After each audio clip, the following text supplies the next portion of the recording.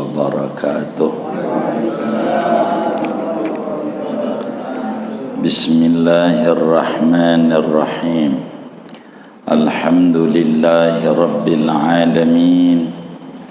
Wassalatu wassalamu ala sayyidina Muhammadin wa ala alihi wa sahbihi ajma'in. Qala al-imam al-muallif rahimahullahu ta'ala wa nafa'ana bihi wa bi barakati ulumihi wa ghafara lahu wa limasyaikhihi wa limasyayikhina amin. Wa la qadaa 'alal kafiri idza aslama illal murtadda, dan tidak wajib qada atas orang yang kafir apabila telah masuk Islam oleh si kafir, illa kecuali wajib qada orang yang murtad. Wala 'alal majnuni wal mughma alaihi was-sakrani ba'da suhwihim gitu ya, ba'da suhwihim. Dan tidak wajib qada atas orang gila dan orang yang ayan dan orang yang mabok sesudah siuman mereka, illa idza ta'addaw bidzalika, kecuali apabila sengaja-ngaja mereka dengan demikian itu. Wala 'alas saghiri idza balagha, dan tidak wajib qada atas anak kecil idza balagha, apabila telah memasuki baligh oleh anak kecil. Wallahu a'lam bissawab. Kita bedah. Bapak, Ibu, saudara-saudara sekalian,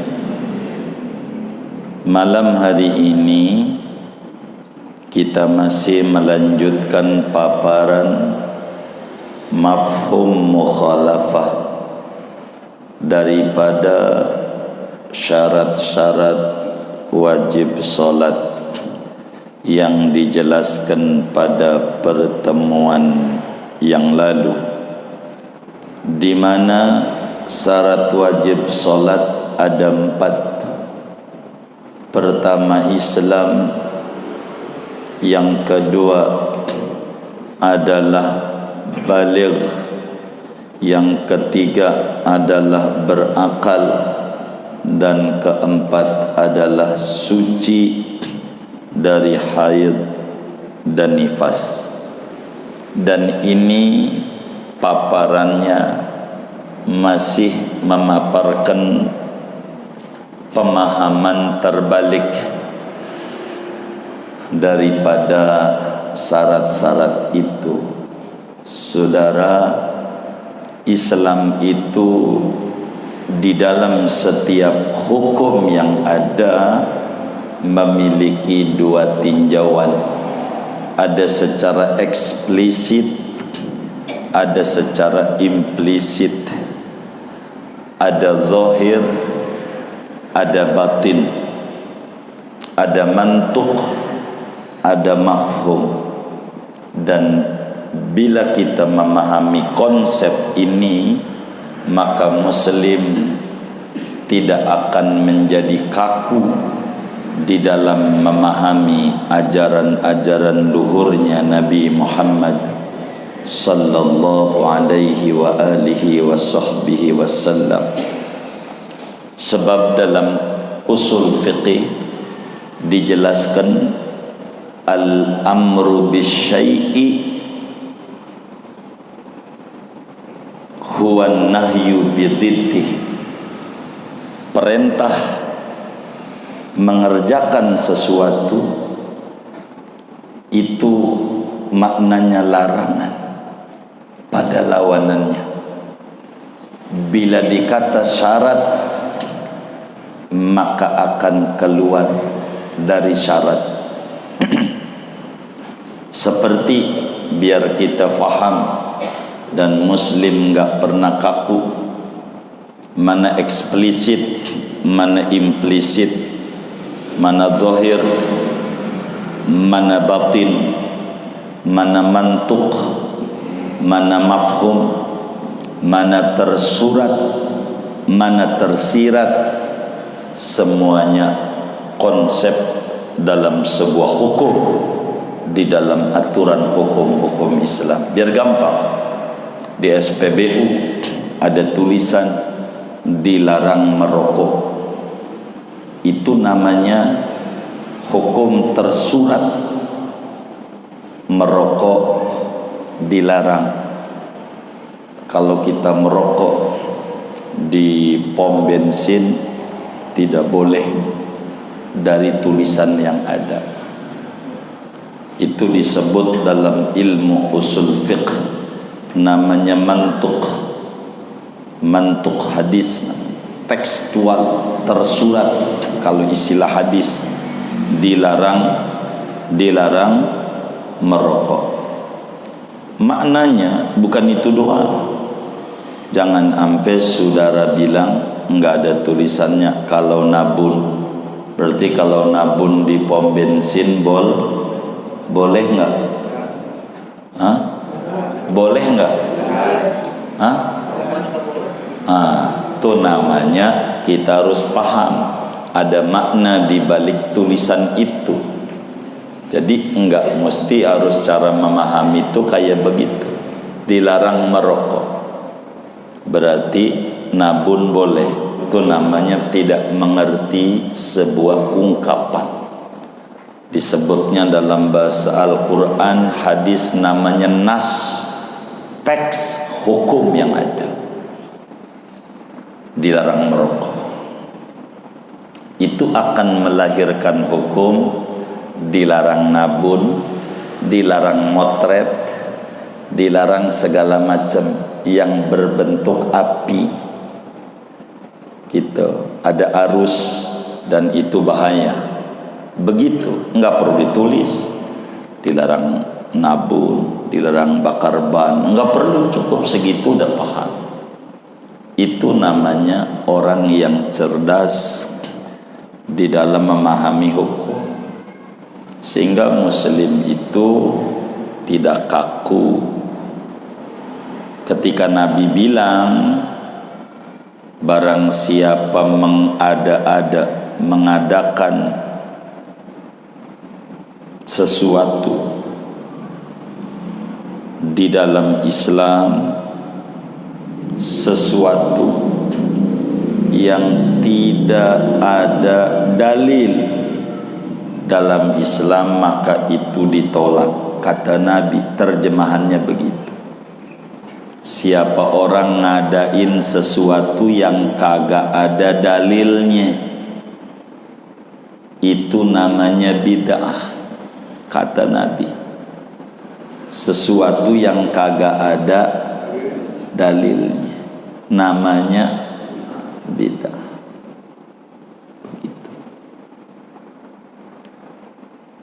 Itu maknanya, itu namanya tekstual, dilarang merokok. Ada makna di balik itu. Siapa orang ngadain sesuatu yang Nabi enggak kerjain, tapi ada dalil dari Nabi, enggak bid'ah. Begitu maknanya. Maka Islam tuh enggak kaku. Begitu. Nabi enggak bikin kampus. UGM enggak ada zaman Nabi. Enggak bid'ah, enggak. Isinya ada, belajar menuntut ilmu. Ada dalilnya dari Nabi. Boleh. Bid'ah bikin kampus SD, SMP, kagak. Itulah Islam.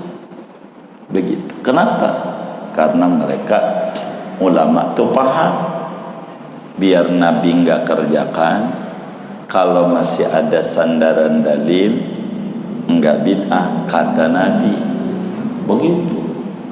maka tidak kaku, nggak apa-apa. Yang penting ada sandaran dalil. Kalau yang nggak ada zaman Nabi bid'ah, itu repot. Berarti orang-orang di mujahidin nih, zaman Nabi ada nggak? Zaman Nabi hidup ada nggak? Namanya muka bid'ah. Apaan? Muka bid'ah. Emang apa? Nggak ada zaman Nabi. Nggak begitu Islam. Cara memahami agama tuh nggak kaku. Kayak begitu. Harus benar. Nah, balik kepada materi kita.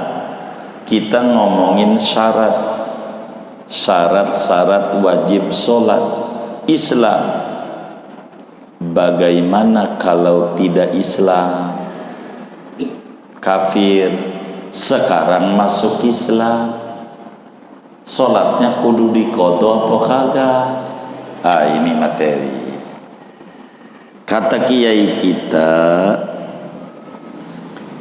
wala qadha'a 'alal kafiri idza aslama illa al murtad. Bila kita telah paham bahwa syarat diwajibkan sholat, pertama kriterianya kudu muslim. Bagaimana kalau dia tidak muslim? Tidak wajib, karena tidak Islam. Matan tafasyartu intafal masyrutu. Bila syarat tidak ada, yang dipersyaratkan otomatis tidak ada.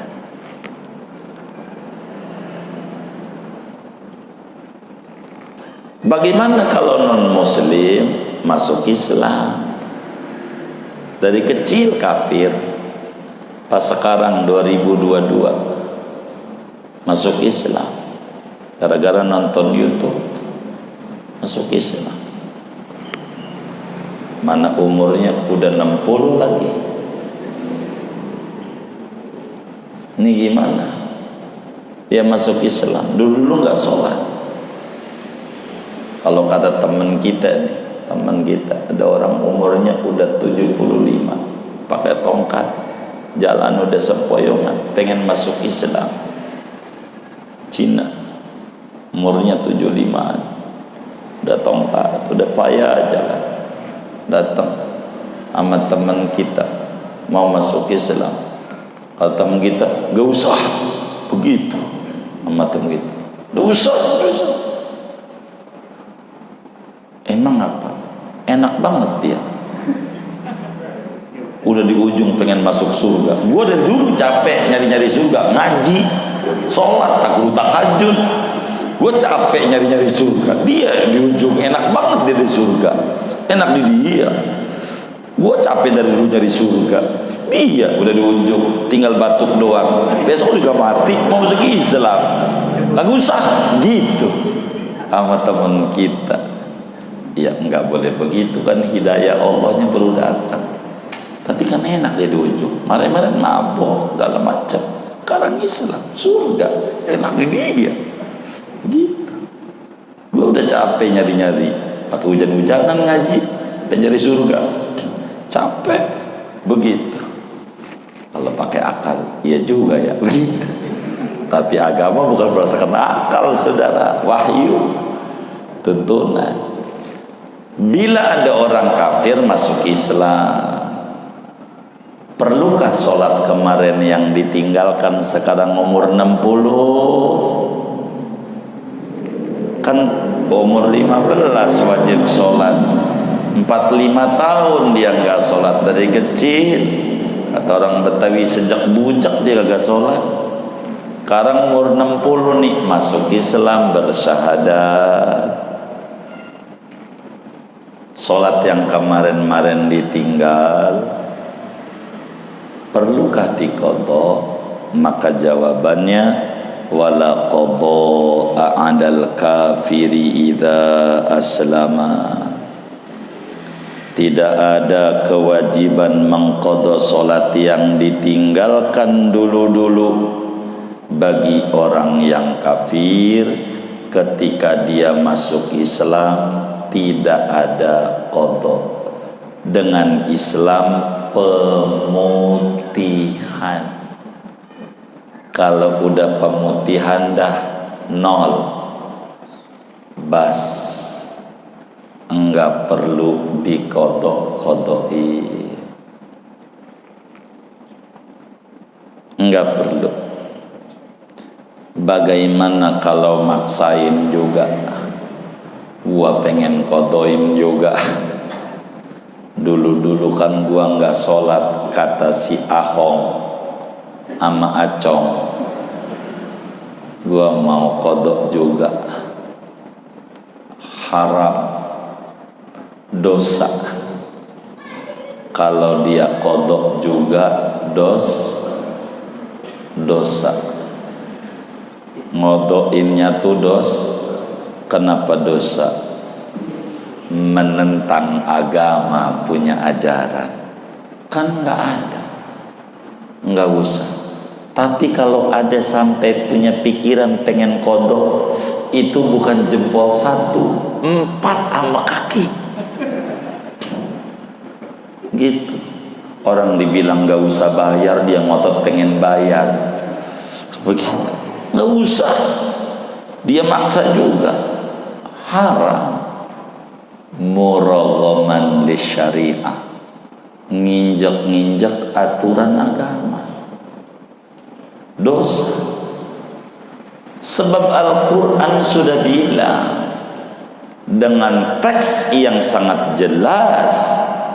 Allah subhanahu wa ta'ala berfirman, qul lilladzina kafaru iyantahu yughfar lahum ma qad salaf.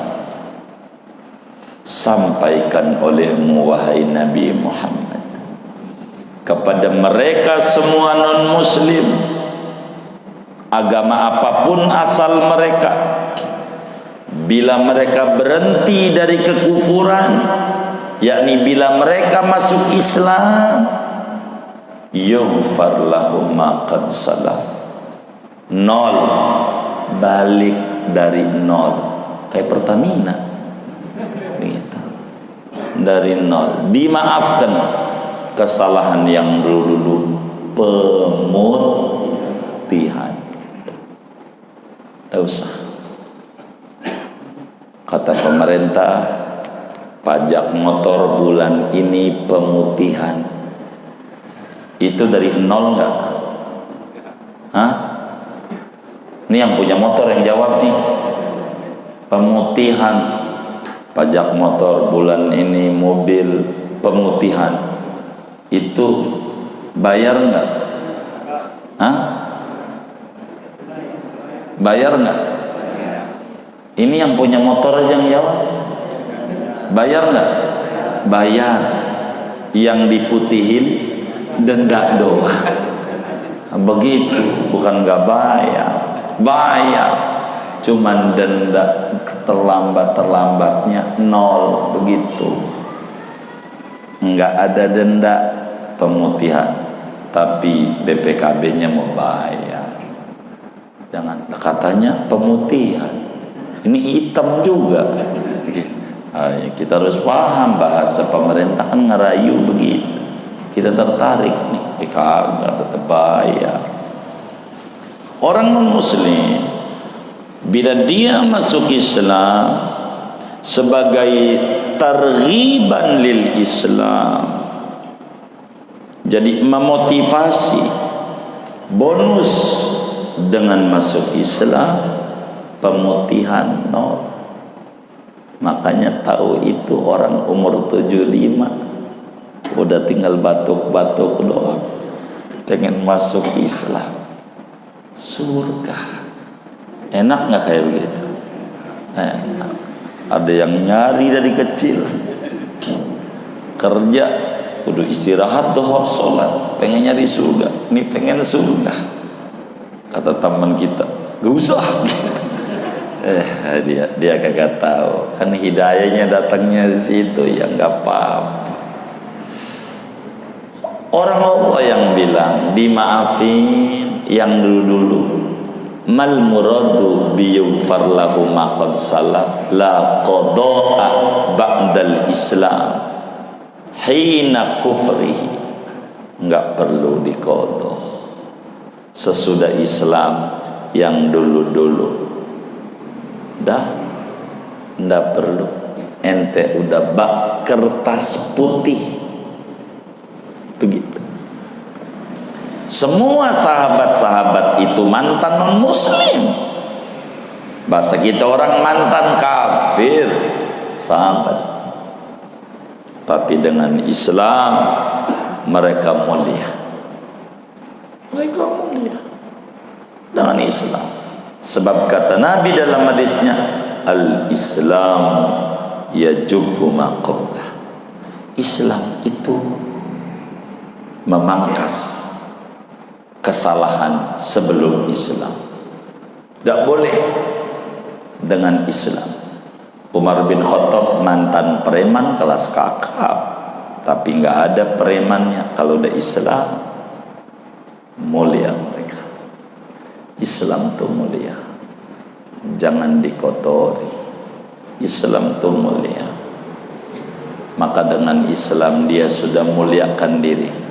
Hapus kesalahan-kesalahan yang dulu dilakukan. Jelas di surat Al-Anfal ya, begitu ayat 38 Allah bilang, qul lilladzina kafaru iyantahu yughfar lahum ma qad salaf. Kalau dia paksa kodok dosa, nginjak-nginjak ayat ini, si kafir.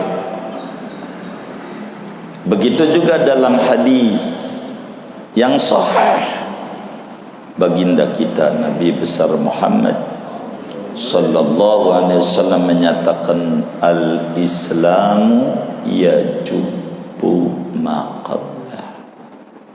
Islam itu menghapus kesalahan yang dilakukan. Sampai ke nama non muslim, Anda mabok berapa botol, berapa kerat, asal Anda bersyahadat, bas, dosa Anda habis. Anda berzinah, berapa perempuan yang Anda lakukan, masuk Islam, pas, dosanya habis. Habis masuk Islam, besoknya mati, surga. Bak bayi baru lahir, mati, surga. Bayi baru lahir mati, surga. Enggak ada salah. Begitu kalau masuk Islam. Illal murtad, kecuali mantan muslim. Mantan muslim, murtad. Orang murtad dulunya muslim, kecil muslim, Islam, akhirnya di umur 20 ngalamin pandemi corona, mana dagangnya kantin lagi, kantin, ya Allah, di kampus, di sekolah lah goyang, tutup kantin, sekolah kagak ada, sekolah tutup, mana cicilan banyak, ada yang ngerayu ngiming-ngimingin mie, masuk juga, gue tutup hutang lo, yang penting masuk agama gue, dia masuk. Umur 20, sadar-sadar umur 50, 30 tahun gak sholat. Bagaimana nih ketika Islam lagi? Wajib qadha, 30 tahun. Iya kalau masih begitu. Wajib qada. Orang yang murtad, kecuali orang murtad, apa maknanya? Orang yang murtad dia wajib mengqadha salat yang ditinggalkan manakala dia kembali kepada Islam. Apa bedanya dengan yang kafir tulen? Sebab dia dulu sudah punya keyakinan bahwa salat itu wajib pada dirinya. Maka ketika dia udah yakin salat itu wajib, maka ketika dia menjadi kafir, keyakinan itu nggak hilang, sehingga sholat yang ditinggalkan dengan menjadi muslim kembali wajib dia mengqadha. Kayak utang aja. Kata kita, saya punya utang. Atau kayak penjara, udah dimaafin sama yang didolimin, tetap aja hukuman berlaku. Benar nggak? Di penjara padahal udah damai, tetap aja hukum berlaku. Ngapain lu dimaafin masih gitu juga? Karena udah meyakini dia salah, begitu, walaupun dimaafin. Ini udah meyakini dia salah dulu, dengan ninggalin sholat itu dia tahu dia salah. Maka ketika dia sadar masuk Islam kembali, sholat yang ditinggalkan di masa murtad, di masa kafir, wajib hukumnya diqadha. Sebagai apa? Sebagai hukuman. Orang udah dimuliakan dengan Islam, kenapa keluar dari Islam? Maka dia dihukum wajib qadha. Ketika dia enggak sholat saat murtadnya. Murtad itu banyak, saudara. Murtad itu artinya keluar dari Islam. Penyebabnya banyak. Disingkat 3 jalur. Bisa murtad dengan keyakinan, bisa murtad dengan ucapan, dan bisa murtad dengan perbuatan. Dan banyak orang Islam melakukan perbuatan-perbuatan yang mengeluarkan dia dari Islam di akhir zaman ini. Anehnya, borok punya pikiran keluar dari Islam, nganggep dosa aja kagak, dan itu banyak pada zaman ini. Borok keluar dari Islam di otaknya, nganggep salah juga kagak, banyak muslim kayak begitu. Contoh, dia bikin apa yang gede nih? Kalau maulid itu apa? Yang mas berbuat banner. Dia bikin banner. Mana kasih foto kiai lagi. Sian saya sama kiai itu. Makanya banyak kiai yang sakit, masuk rumah sakit, ulah pengurus masjid. Ini nih, maulid Nabi. Ada tulisan surat Ahzab, laqad kana lakum fi rasulillahi uswatun hasanah. Quran bukan? Udah selesai muludan dibuang di got. Quran buang di got. Quran udah selesai muludan, buang di got. Quran dibuang di tong sampah. Dosa enggak? Dosa. Udah berapa kali tuh kayak begitu. Kadang kiai maulidnya udah selesai, gambarnya foto kiai, masa dipampang aja di jalanan, kepanasan kiai, sian begitu kiai, panasan, dia menak tidur kiai dipanas-panasin, durhaka itu, dijemur kiai, ya Allah, begitu. Ada nggak yang kayak begitu? Berapa kali itu kayak begitu?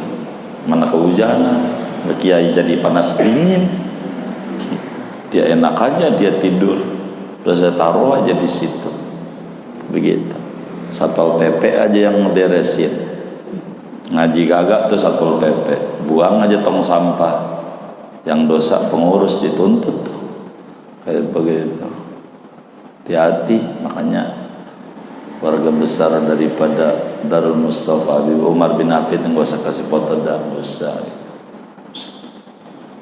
terusan aja kan, ujungnya dijemur kayak begitu tuh, siang mau tokiai begitu. Maulid tahun kapan itu masih aja ada, udah 4 bulan ya, tulisan yang ada itu begitu, siang tuh ya, dipanas-panasin ini begitu. Jangan-jangan ngaji juga nih orangnya gitu. Itu kayak begitu. Bukan itu yang kita mau maksud. Undangan, ada orang bikin undangan ngawinin bocah, tulis surat Ar-Rum ayat berapa ya?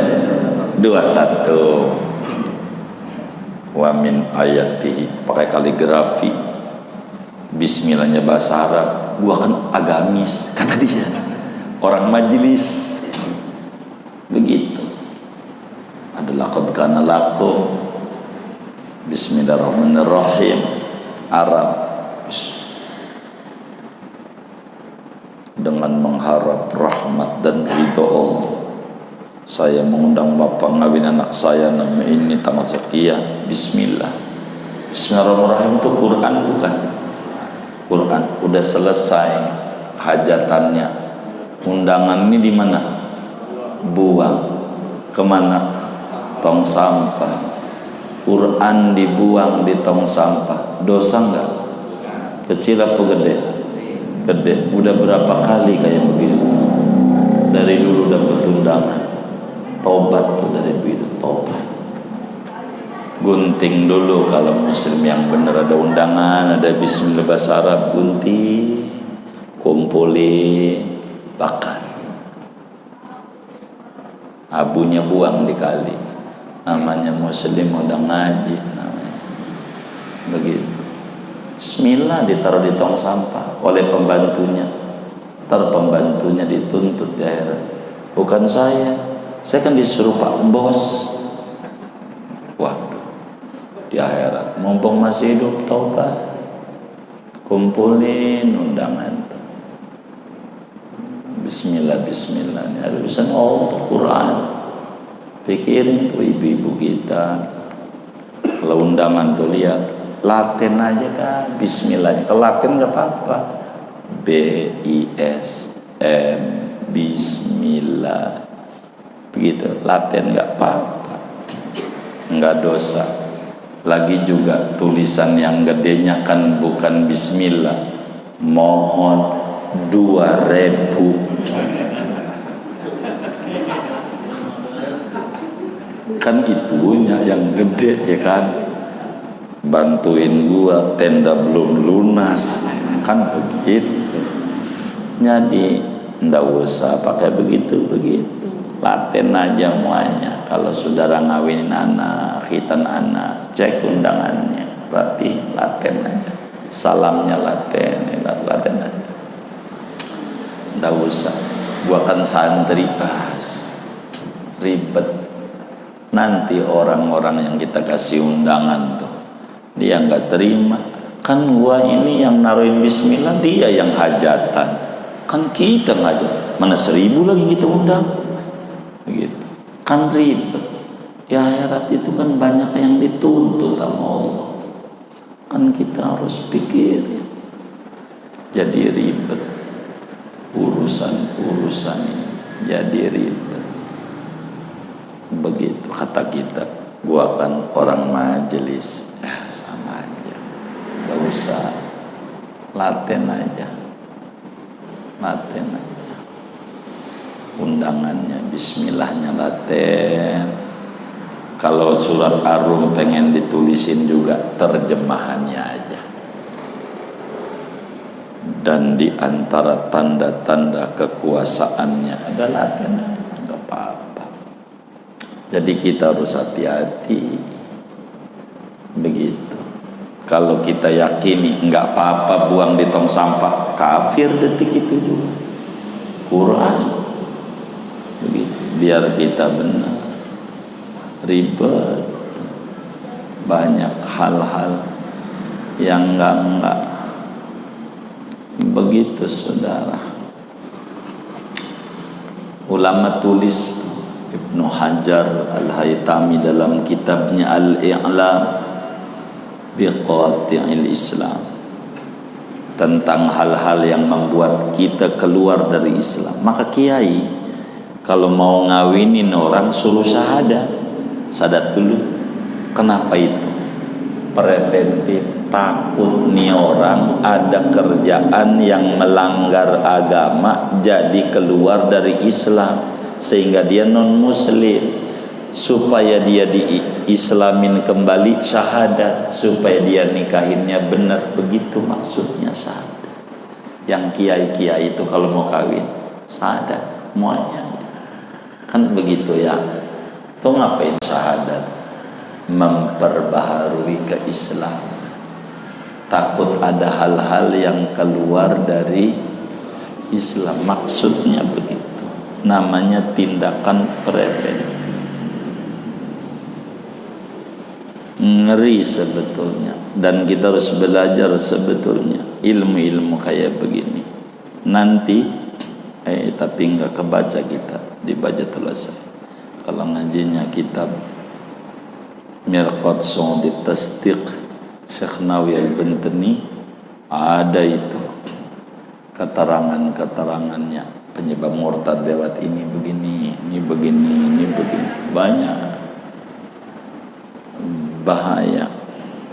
Singkatnya, orang murtad walaupun dia kafir, kalau masuk Islam wajib mengqadha solat yang ditinggalkan saat murtadnya. Berikutnya, wala 'alal majnuni. Artinya kewajiban solat itu kan sama orang berakal. Berarti orang yang nggak ada akalnya, orang gila, orang pingsan, ayan, epilepsi gitu, orang mabok, sakau, sakau, itu kagak wajib qadha bila telah sembuh.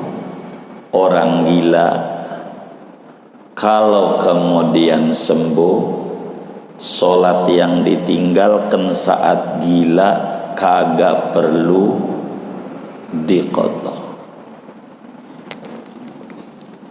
kagak perlu.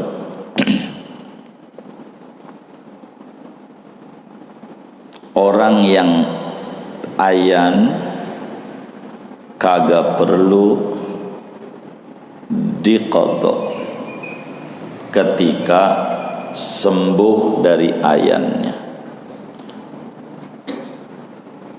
Orang yang mabok, hilang akal, enggak perlu diqadha kalau udah sembuh. Dari mana ini? Dalam hadis yang sahih, Imam Abu Dawud riwayatkan dalam Sunan Abu Dawud, Imam Tirmidzi riwayatkan di dalam Sunanut Tirmidzi, bahwa Rasulullah sallallahu alaihi wa alihi wasallam bersabda, rufi'al qalamu an salasatin, diangkat peraturan qalam taklif dari 3 orang, anin naimi hatta yastayqidha, pertama orang yang tidur sampailah dia bangun, wa anis sabi hatta yahtalima, dari bocah sampai baligh, wa anil majnuni hatta yufiqa, orang gila akalnya hilang baru bakal ada peraturan kalau udah sembuh. Sehingga ketika gilanya kagak wajib diqadha salat-salat yang ditinggalkan saat gila, illa, kecuali ada unsur kesengajaan. Mabok dah, maboknya sengaja. Dia sih nggak, kalau maboknya nggak sengaja makan durian 30 biji montong lagi, begitu mabok dia. Akhirnya nggak sadar, dari jam 10 baru sadar-sadar jam 5 sore, kan nggak sholat dohor. Sholat dohor yang ditinggalin nggak, kan nggak sengaja. Tapi kalau kita sengaja mabok-mabokan, wajib diqadha, karena hilang akalnya, unsurnya sengaja. Kalau sengaja wajib diqadha, kalau sengaja. Nabi bilang orang gila itu namanya tek hadis. Tapi kiai kita muncul orang ayan, orang mabok, intinya yang akalnya hilang. Enggak orang gila doang, siapa kek. Cuman yang penting jangan ada unsur sengaja. Kalau unsur sengaja mah wajib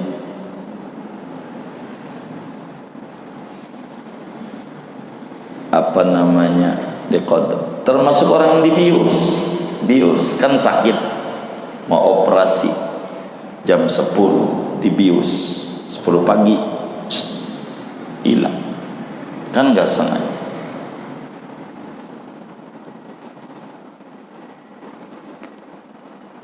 Baru sadar jam 5, nggak sholat dohor, nggak perlu diqadha, kan nggak ada akalnya. Tapi nggak sengaja dia, kan nggak ada unsur sengaja. Udzur, emang mau dioperasi, lewat 1 waktu nggak sholat, nggak apa-apa. Kalau sengaja ngajak pakai putau, ekstasi, bahasa anak-anak gaul nyimeng, itu mau wajib qadha sebab sengaja. Begitu. Orang digerogol aja pengen sembuh, ini yang akalnya waras pengen kayak digerogol, kan orang nggak bener gitu, nggak bener, akalnya ada biar hilang.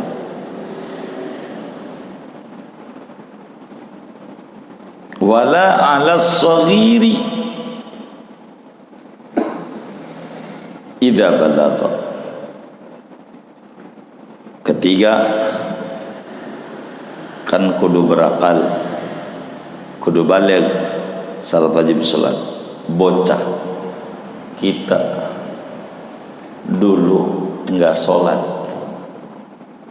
sekarang nih sadar jadi muslim kudu ibadah, hadir di majelis taklim, ngaji. Umur kita 60 baru ngaji, kan nggak sholat tuh dari kecil.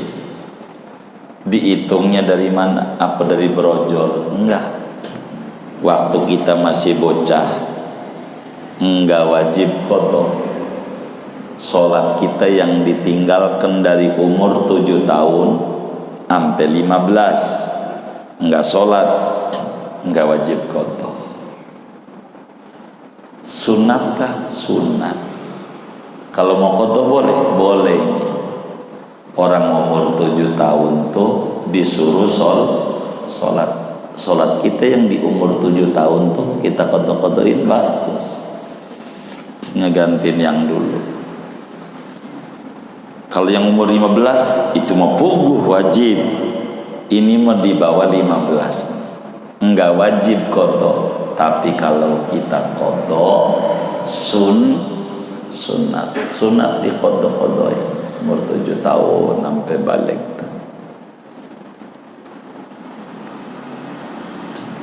Kita qadha-qadha 8, 9, 10, 11, 12, 13, 14, 15, 8 tahun qadha-qadha. Ngapain qadha dulu waktu kecil umur 7 tahun? Kan gak wajib, tapi kan sunat sholat. Disuruh oleh agama anak yang umur 7 tahun sebelum balik wajib suruh sholat. Tapi emak gue yang gak nyuruh, ya udahlah kesalahan emak, jangan ditibain sama emak lah, tambah dosa dia, kita qadhain aja. Bagus. Itu begitu. Umur 10 tahun wajib sholat. Ayo wajib sholat. Disuruh sholat, kemarin udah dijelasin, tapi kudu dipukul kalau enggak sholat. Jadi yang namanya anak kecil bila dia balik, apa laki apa perempuan, kagak wajib diqadha. Bagaimana kalau dia mau qadha? Sunat umur 7 tahun kita yang enggak sholat sunat diqadha. Di bawah 7 tahun tidak. Dari brojol gua mau qadhonya dari lahir aja dah, kagak jadi. Yang dari 0 sampai 7 tidak wajib, tidak sunat, haram. Tapi dari 7 tahun sampai balik 15 yang ditinggali nama kita sholat, sunat sekarang diqadha-qadhain. Kalau pengen surganya duluan, begitu. Gitu. Caranya begitu, sunat diqadha. Tapi yang di umur 15 ini itu sih bukan sunat, udah wajib. Cara taubatnya sholat yang ditinggal tuh bukan dengan nangis, tapi diqadha. Cara taubatnya kita listrik yang belum dibayar tuh bukan dengan nangis di loket PLN, tapi kudu walaupun nggak nangis asal bayar, nggak diputusin. Nangis mulu nggak bayar. Udahlah, ente udah nangis, gue bebasin aja. Begitu nggak? Nah, begitulah sholat yang kita tinggali. Cara tobatnya bukan dengan istighfar, tapi dengan qadha. Karena dosa berkelas, beda-beda dosa. Kalau dosa itu melanggar kewajiban, tetap kudu dibayar. Itu begitu. Namanya taubat. Kalau larangan enggak, mabok. Kan larangan, kita enggak boleh mabukan. Dulu mabok, taubatnya cukup istighfar, habis. Begitu. Tapi kalau kewajiban, wajib. Makanya orang yang wajib haji mati belum haji, badalin wajib. Begitu. Haji mana ngantrinya lama lagi, diintip lagi, tambah mundur gara-gara pandemi. Begitu, keburu mati. Teman kita kaget, Sekarang umurnya udah 60. Ngintip kemarin 3 hari yang lalu 50 tahun lagi berangkat. Sekarang 60, berarti umur 110. Gua hidup kagak ya, kata dia gitu. Kan saya bukan malaikat yang megang catatan umur. Mana tahu. Terus bagaimana? Udah nyetor aja dah. Urusan berangkat kan biar pemerintah. Yang bikin lama ini pemerintah yang ribet jadi. Ya udah dah, begitu. Kalau kita sudah berkewajiban mah isu nyetor dulu. Nyetor dah. Udah nyetor pengen tahu Mekah ya umroh dah. Biar enggak dosa. Jangan alasan lama berangkat yang enggak nyetor-nyetor. Dosa, ngeri, takut kita mati. Sebab kata Nabi,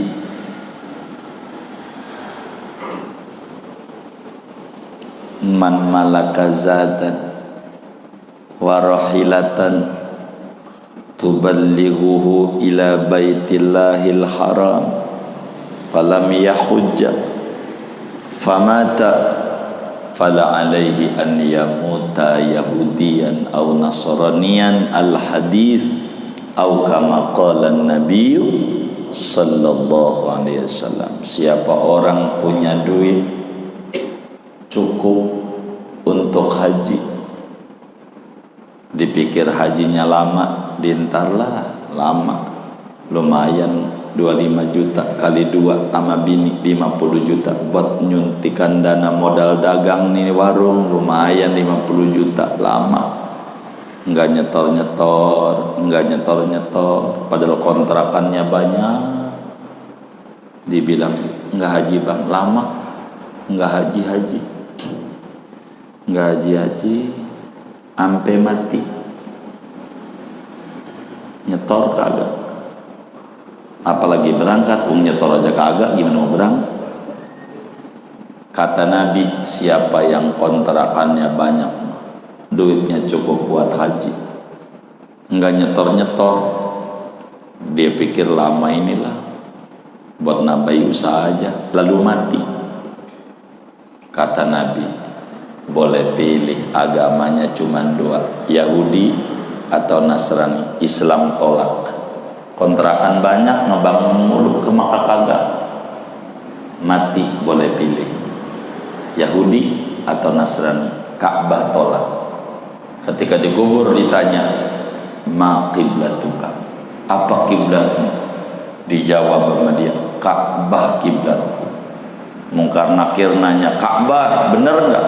Kagak, duitnya banyak, bikin kontrakan mulu, beli mobil lagi, kontrakan lagi, beli mobil lagi, ke Makkah kagak dia. Tolak dia. Banyak dikubur ngadep timur. Kalau saudara duitnya banyak, haji aja. Kontrak ada 10 jual tuh buat haji. Daripada mati, kita bakal disiksa. Yang nikmatnya liwaris, mana bini kita mau kawin lagi sama musuh kita lagi kawinnya.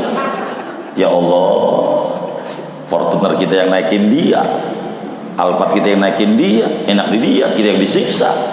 Ya Allah, mau ngapain? Torah. Kalau wajib begitu. Kalau kita punya duit, nyetor aja kan 25 juta tuh pemerintah. Nih malam apa Selasa besok dah ada duit nyetor aja. Berangkat urusan pemerintah. Kalau kita mau disiksa di akhirat, belum haji, pemerintah yang bikin lama, salahin dia. Yang penting udah nyetor. Begitu, selamat kita, setor aja. Begitu. Jadi kita lolos, kan gitu. Begitu. Gua ngeri juga, mana pejabatnya gue lagi. Begitu. Ya urusannya dah. Yang penting kan kita enggak. Yang penting nyetor aja. Jangan nggak nyetor. Pusing kalau mikirin haji. Pusing kawan kita di Makassar, 50 tahun ngantrinya di Makassar. Kalau saudara tinggal di Makassar, saran saya, saudara anaknya baru lahir, daftarin aja. Lah kan 50 tahun lagi ya kan. Baru beronjol 50 tahun lagi. Kan lama. Begitu. Ya Allah, puyang mikirin haji ini, puyang. Begitu. Apalagi tambah pandemi, tambah ribet, dipotong-potong, ya kan? Ya susah.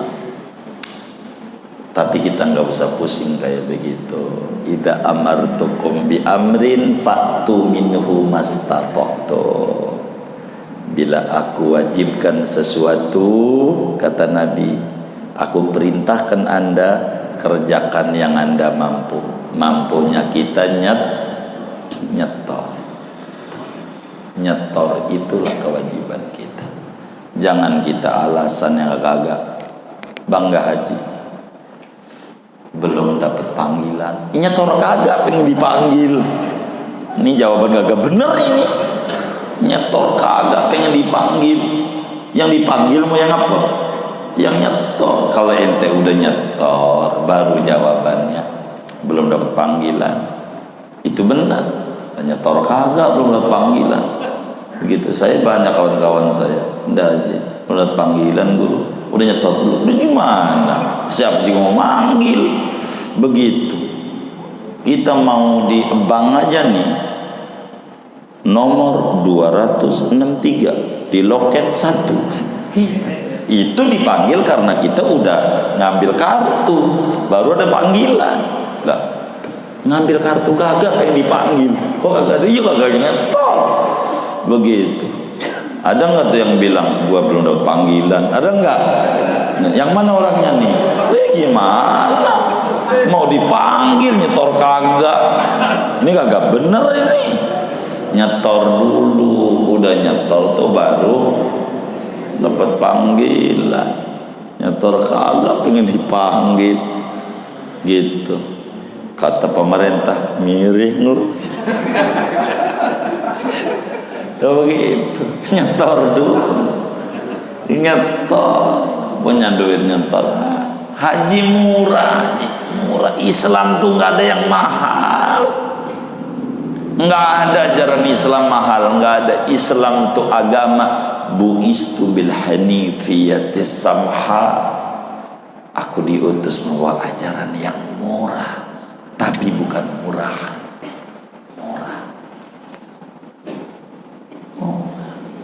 Korban kambing sama Samsung S7, jangan S9, S7 mahalan mana? Lah Samsung punya HP 2, motor punya 3, tapi ngorban nggak kuat, ngantri mulu tiap tahun. Motor punya 3, mana NMAX semuanya lagi. Malu nanti di akhirat bakal dituntut. Haji murah sama mobil Avanza atau Sigra dah. Begitu. Sama Avanza mahalan mana? Mobil sama haji. Mahalan mobil bisa punya 4, 3 ke Mekah nggak nyampe dituntut di akhirat. Yang kayak begitu ngeri. Mau ngapain? Hidup nggak pengen deket sama Allah, rugi. Kalau bahasa kami suka bilang sama kawan-kawan, nyetor aja dulu dah, berangkat membiarin. Di luar kendali kita. Yang kita mampunya nyetor. Kalau mampu, ngeri takut mati ditolak oleh Ka'bah ngadep timur. Banyak di kuburan Islam tuh kalau saudara pengen tahu, mati ngadep kiblat diadepin, ditinggal pada ngadep timur. Gara-gara begitu ngebangun kontrakan mulu, tapi ke Mekah enggak. Begitu banyak.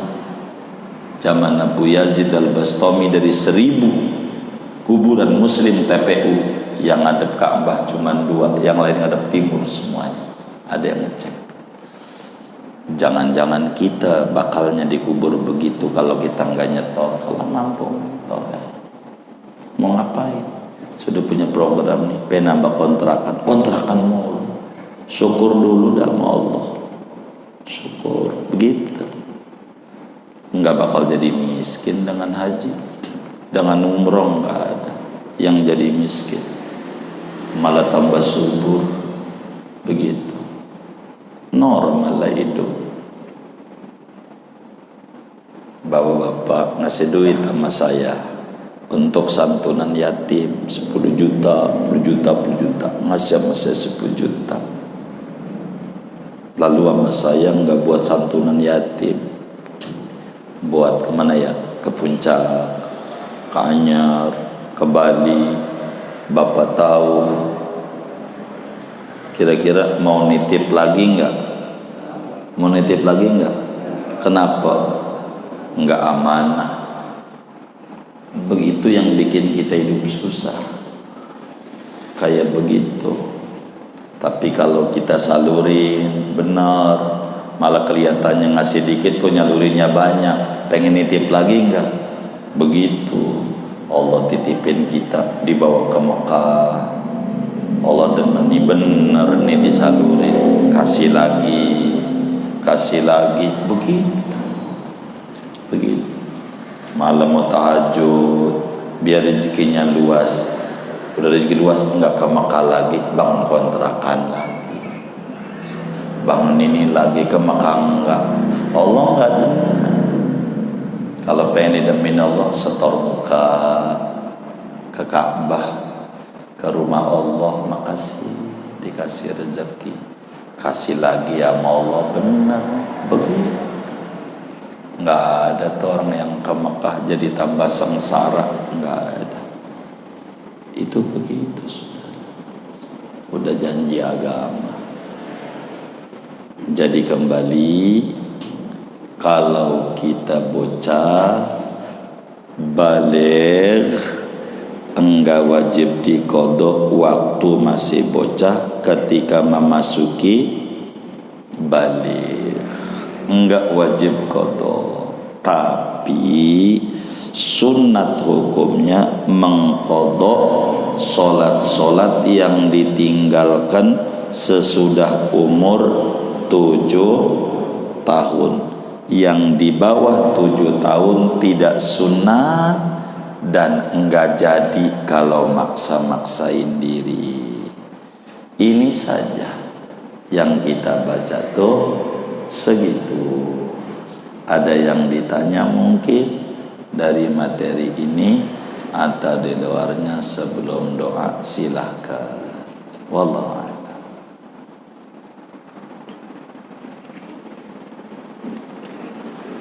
Kalau tidak ada, doa saja. Apa ya?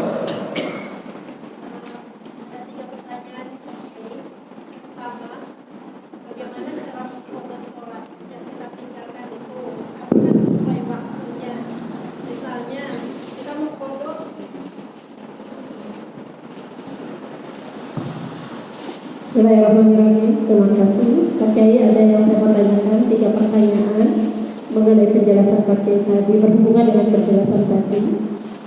Pertama, mengkodok sholat yang kita tinggalkan. Apakah mengkodoknya itu sesuai waktunya atau boleh tidak sesuai dengan waktunya?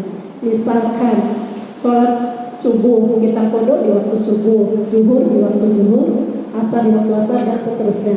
Apakah boleh kita mengkodoknya bukan tidak sesuai waktunya?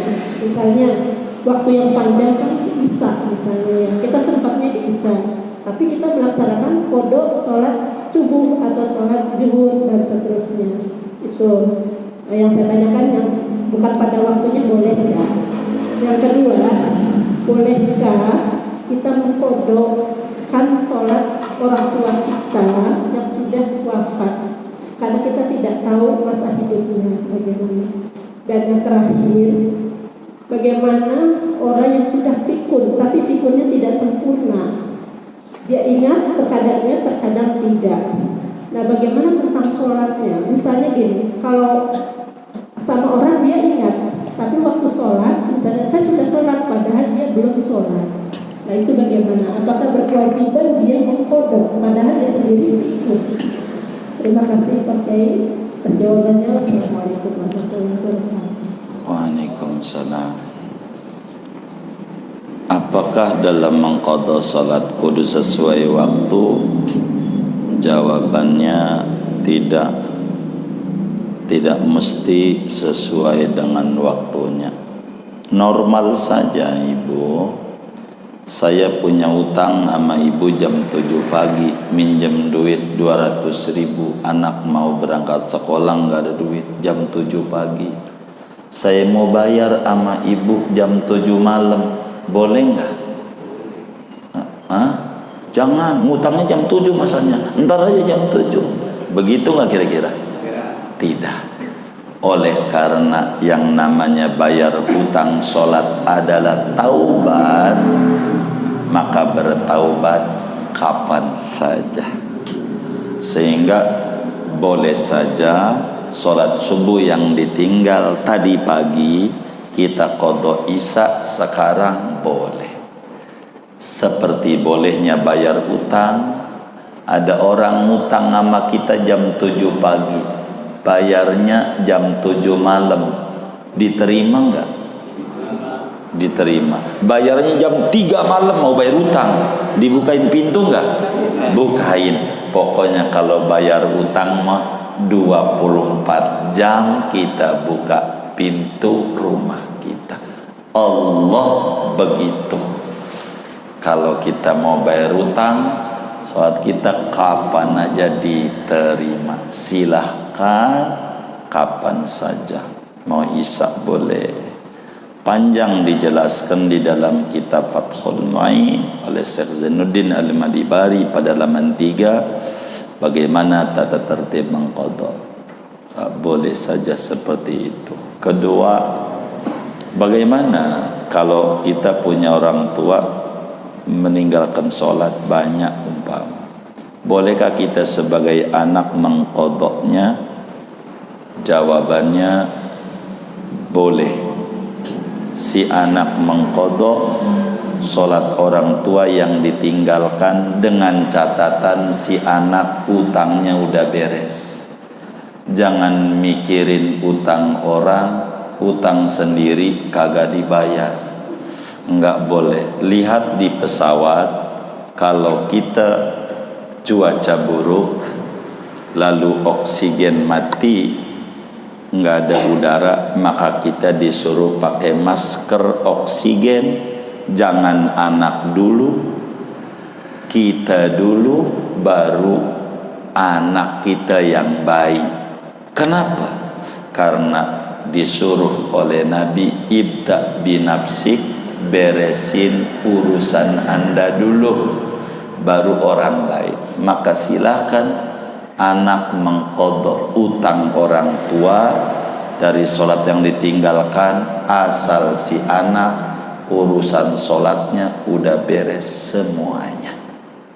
Sebab Imam Subki yang wafat tahun 700-an Hijriyah, ulama besar min kibari Syafi'iyah, pembesar ulama, punya anak semuanya jadi ulama besar. Imam Subki, Taqiyuddin Subki, mengqadha sholat keluarganya seminggu yang ditinggalkan saat sakit, lalu beliau qadhain. Dan cukup Imam Subki sebagai teladan untuk kita ikuti. Sebab ini ulama hafal jutaan hadis, untuk kita ikut. Boleh. Yang penting utang kita udah beres. 2. Yang 3 apa itu tadi? Oh iya, pikun. Bagaimana yang pikun? Ya kita ingetin aja. Ketika diingetin udah, ya udahlah, kalau dia diingetin udah, begitu. Tapi ketika belum, dia kata.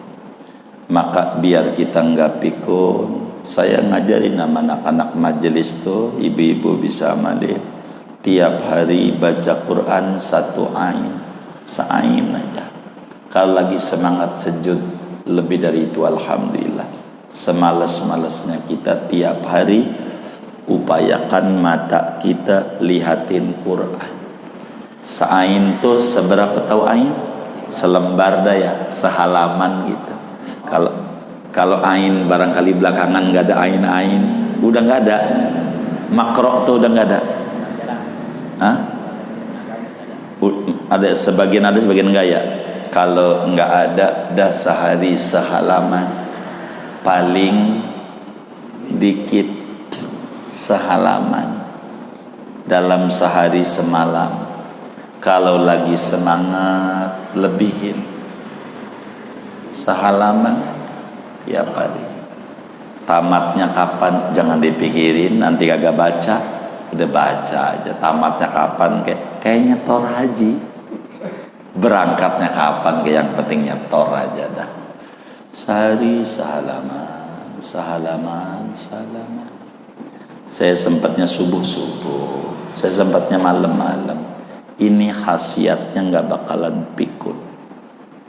Yang penyebabnya orang pikun, kurang mau lihat Quran matanya. Saya diijazahkan nama guru-guru amalan Wali Songo, termasuk amalan pendiri NU Mbah Hasyim Asy'ari, murid Syekh Nenggal Benteni. Itu kalau pengen ndak pikun, tiap hari baca Quran, biar kata sehalaman. Takut seain, sekarang udah nggak ada ain gitu. Sehalaman tiap hari baca aja, sehalaman. Jam berapa aja sesempatnya kita, biar kita nggak ngalamin pikun, biar ngalamin.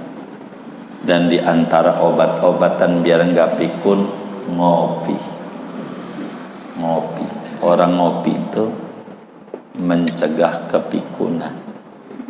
Ngopi itu begitu. Yang penting jangan kopi dapat nyolong. Ngopi itu bagus.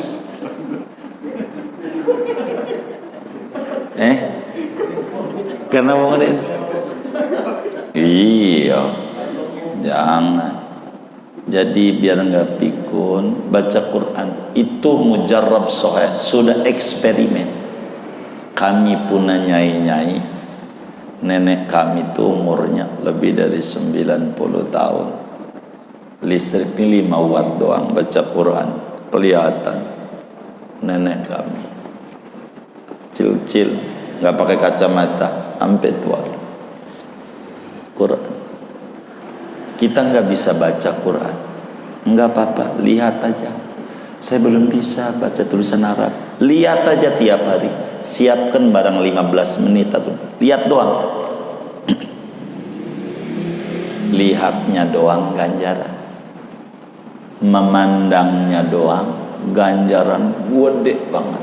Mandang doang tulisan Quran, nggak baca, ganjaran besar. Mandang doang Quran, lihat doang. Saudara malas baca, lihat aja. Kayak mandang Ka'bah, kayak mandang orang tua kita. Mandang Ka'bah tuh ganjaran gede. Mandang doang, nggak baca apa. Lihat doang. Begitu memandang Quran. Gitu. Mandang doang, ganjaran besar. Biar enggak min mata kita, mandang Quran aja. Biar enggak min.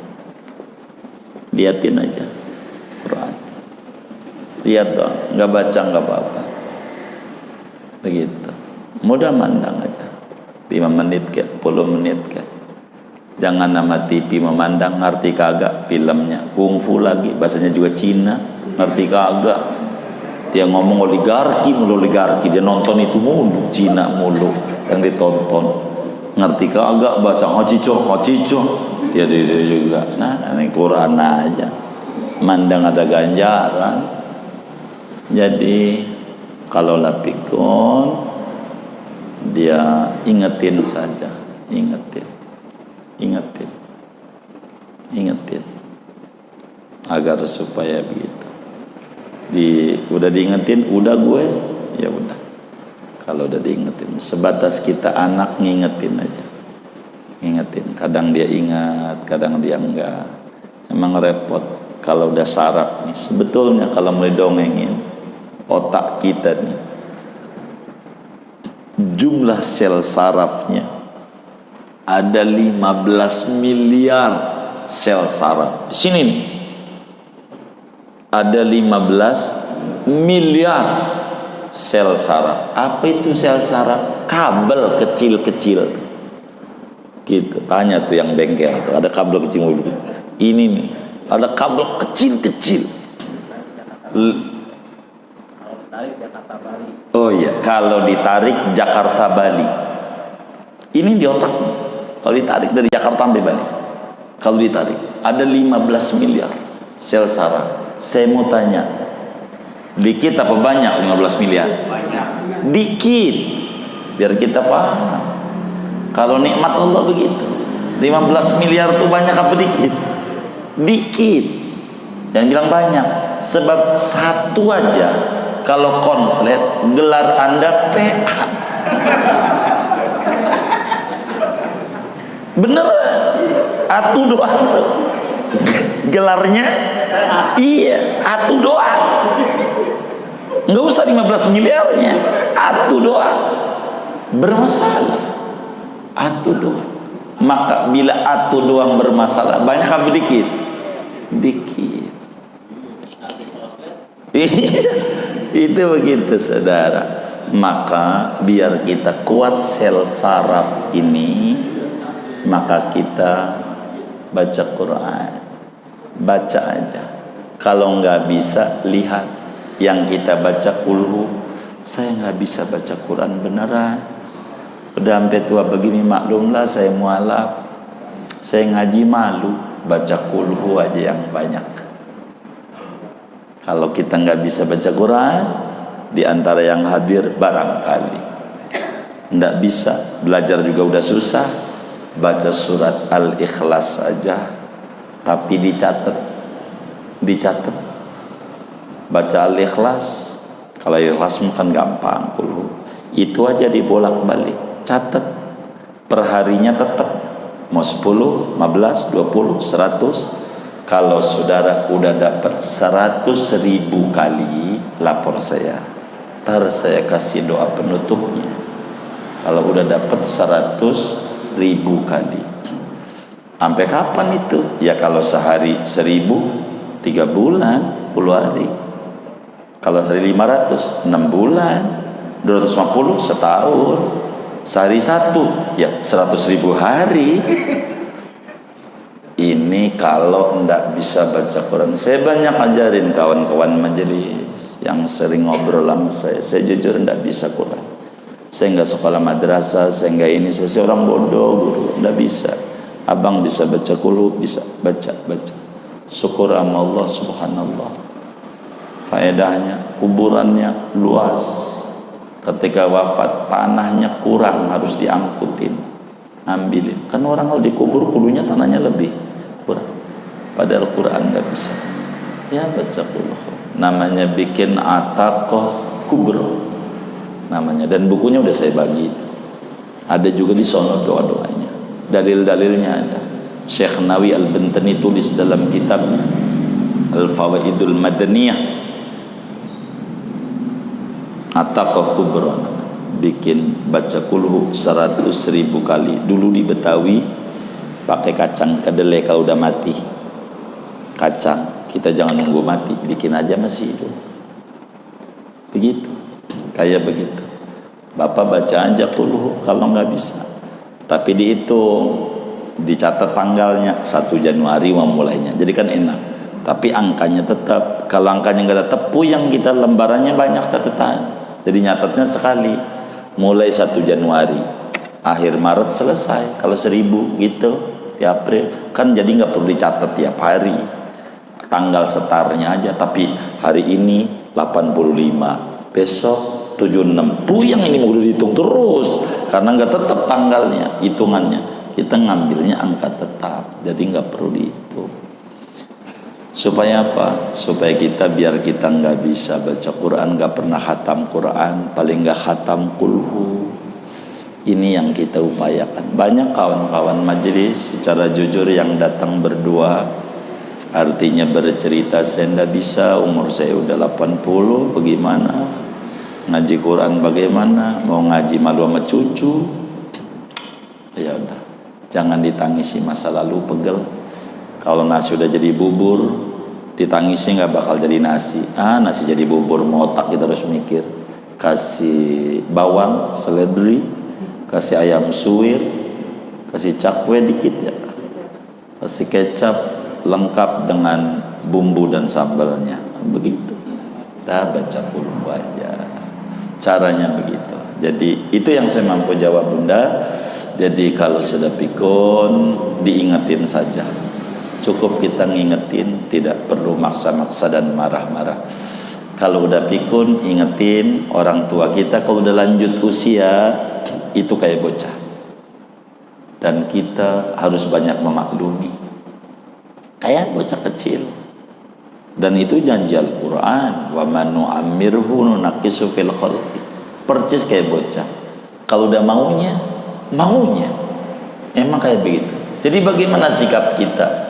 Kita ingat kita waktu masih bocah, dia udah gede. Kayak begitu, bocah udah maunya. Itu begitulah orang udah pikun. Jadi yang harus dibesarkan sabar.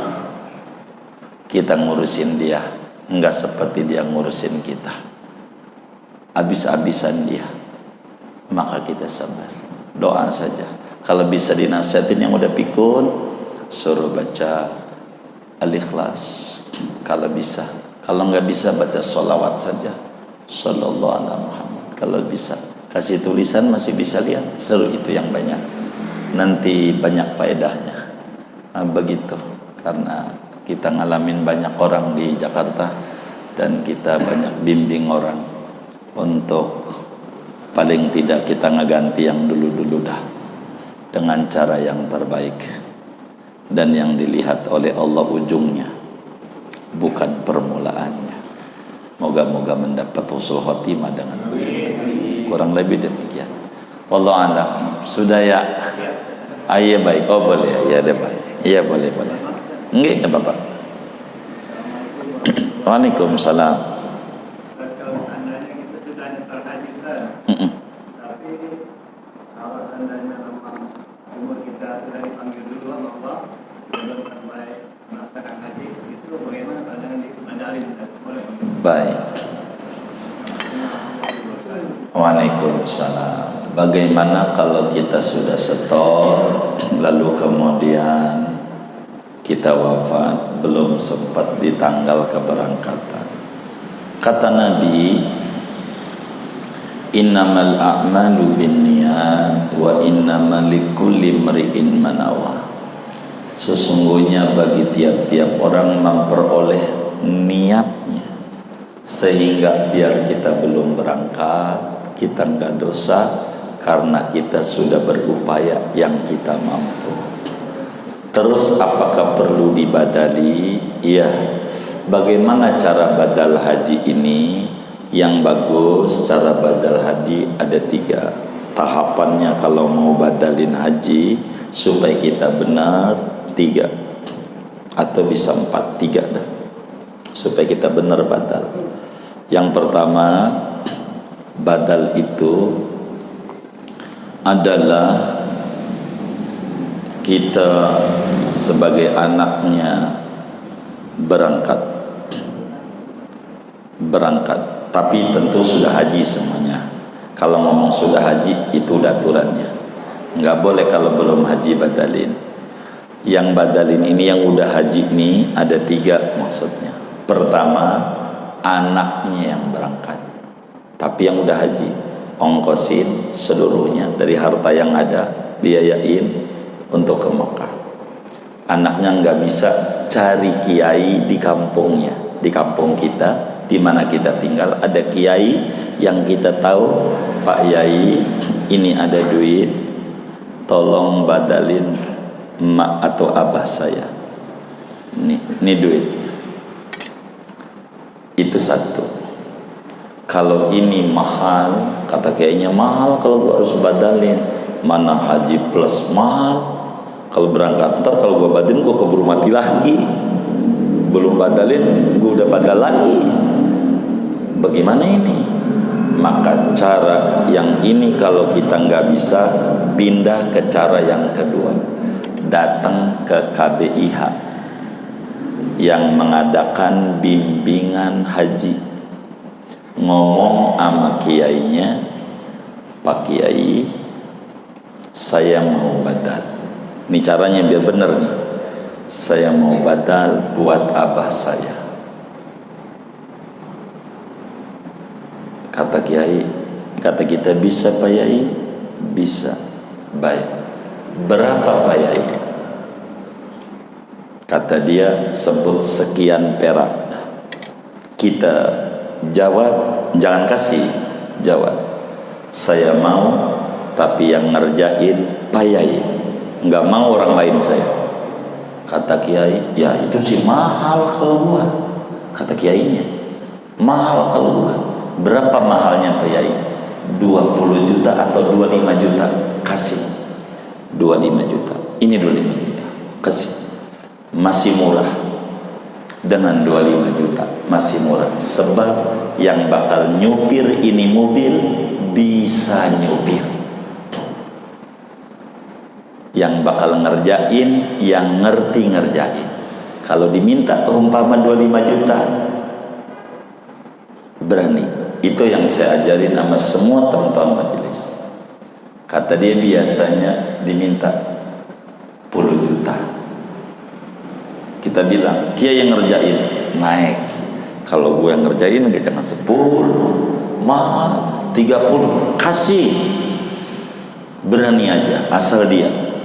Urusan nanti dia dijual, dosa dia. Yang penting dia.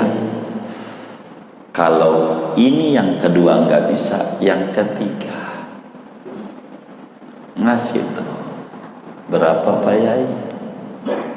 Cuman yang ketiga rada riskan, 10 juta. Kata Kiai, baik. Sedang tuh Kiai KBIH tuh atau yang bimbingan haji itu bisa untuk satu orang doang. Sementara yang badal bukan kita doang, ada 5, 6. Berarti yang 5 dijual, 10 juta dijual. Kira-kira dijualnya 10 juta atau kurang nih? Hah? 10 juta apa kurang? Kurang. Kita kurangin berapa kira-kira ya? Jadi 8 juta. Baik. Itu temennya yang di Mekah nerima badal bukan dari kita doang. Kiainya kan banyak juga yang KBIH. 8 juta. Dia bisa yang di Mekah temennya bisa orang satu. 8 juta tuh kira-kira dijual lagi nggak sama dia? Jual lagi. Berapa kira-kira? 5 juta. Sampai jadi 2 juta yang ngerjain TKI, yang sholat aja nggak bener. Ribet, maka ngambilan cara satu, cara dua. Dan ini yang saya ajarin di semua teman-teman yang nanya sama kami. Kalau mau badal, kalau bisa kayak begitu. Pertama kerjain sendiri, kedua nyuruh kiai di kampung kita biar bener, ketiga nyuruh kiai KBIH dan dia yang ngerjain. Nah, itu cara yang benar. Baru pas, enak, ini, itu, begitu. Jangan sampai suruh nyupir mobil kita yang belum pernah nyupir. Nyusap dia. Begitu, bukan nyampe surga, nyemplung ke neraka. Makanya jangan kita main tawar-tawar dulu. Saya begitu ajarin sama teman-teman, ente jangan tawar KBIH. Ikuti sebutan dia, berapa dia minta. Baru kemudian kita minta, dia yang ngerjain. Kalau dia ngerjain mintanya sekian, ente baru boleh nawar. Kata dia 30. Pak Kiai kan kita teman, kurang indah. Tapi bagaimana Pak? Ya sebagai teman, ya kalau orang-orang saya 30 karena teman, ini 50 jadi. Orang-orang aja deh Kiai jangan temen dah. Begitu. Tambah tinggi dia. Dikurangi gitu. Tapi minta begitu. Kalau Bapak mau badal kayak begitu. Dan saya selalu menyarankan begitu. Dan ini diajarkan oleh Muallim Syafi'adani. Cara badal tuh begitu. Jangan sembarangan. Karena nyuci baju enggak asal orang bisa nyuci. Kalau dicuci di got, yang penting dicuci gitu. Artinya ini kan badal supaya benar cara ngerjainnya. Jangan cari. Itu begitu. Caranya begitu. Kalau umpama KBIH tuh si kiai yang kita bilang dia tukang bawa, mintanya semacam semacam ongkos haji gitu, 25 juta gitu. Kalau bahasa pribadi saya, kasih aja, masih murah. Kalau kita yang berangkat kan mahal, belum selamatan walimatus safarnya, belum tetek, belum bengek, iya kan banyak. Itu kan cukup 25 juta, tapi benar ibadahnya. Masalah dikasih sertifikat atau enggak itu urusan dunia doang, sertifikat. Pokoknya kalau pada sertifikat dapat jam-jam itu, dunia enggak perlu itu, perlunya di akhirat. Mesti gugur enggak orang tua kita hajinya. Kali ini kan dunia doang, kenang-kenangan. Itu mau murah seperak, bikin juga bisa. Artinya, andai enggak dikasih itu, saudara enggak apa-apa. Kata kiainya, saya enggak kasih sertifikat, enggak apa-apa. Yang penting dia ngadain. Karena urusan kita mau Allah di akhirat, bukan di dunia. Begitu caranya. Kalau mau badal-badal, banyak sekarang tuh badal-badal banyak. Tapi kita harus benar, begitu. Kalau bapak mampu mudah haji, kita aja yang haji. Anaknya, saya bimbing dulu. Waktu kita haji, ada orang namanya Irawan. Abang aja diri, dulu kan masih gampang, 2 tahun lah. Oh gitu, iya. Udah haji belum? Udah, ente aja. Ntar saya bimbing. Ente aja yang berangkat. Waktu itu bareng tuh orang tempat.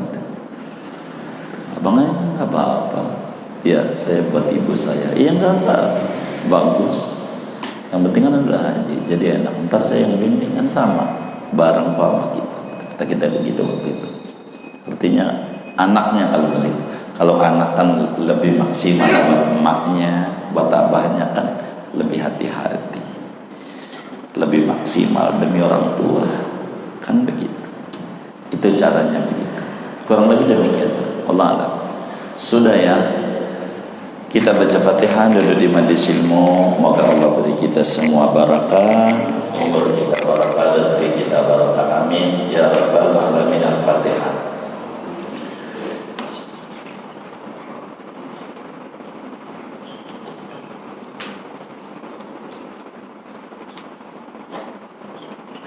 Kemudian saudara mengingat pertemuan mendatang kami libur.